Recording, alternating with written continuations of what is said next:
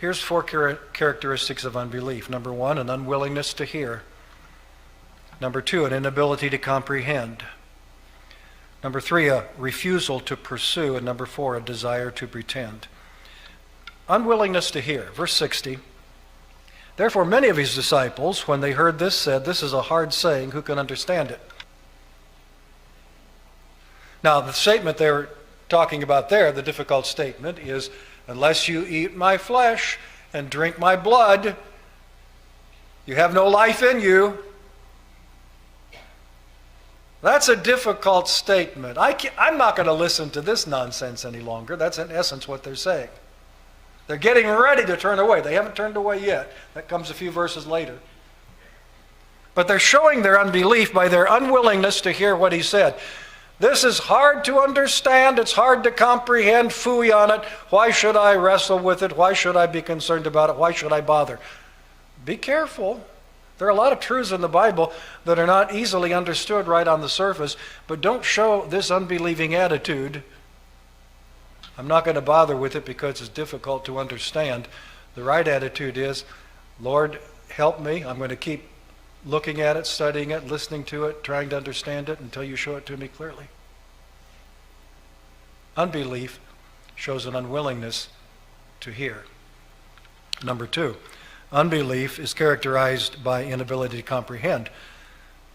Verse 61 and following, when Jesus knew in himself that his disciples complained about this, he said to them, "Does this offend you?" Indeed it did.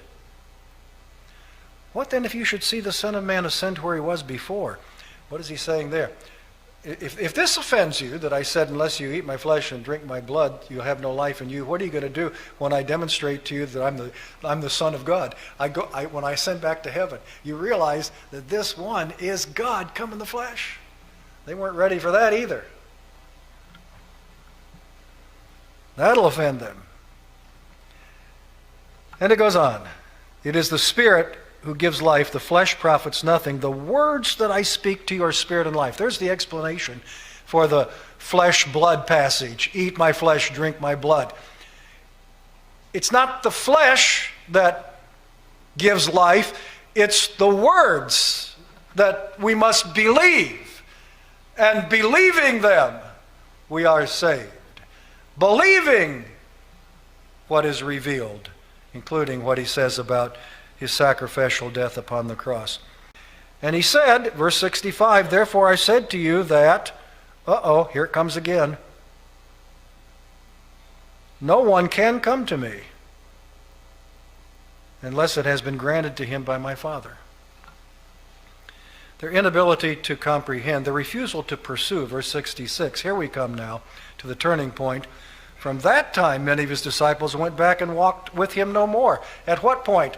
When he hammered home for about the sixth time the absolute sovereignty of God in salvation.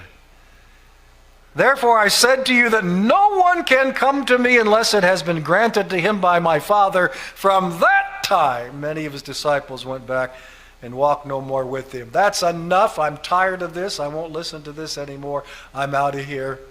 I'm gone. But, and here's the final characteristic of unbelief, a desire to pretend. Not all pretend in this way, but here's one way it manifests itself. Jesus, and I'll have to summarize this, said to his disciples, "Are you going to go away also?" Peter said, "Oh no, you're the one who has the words of eternal life. Where else would we go?" There's evidence of faith.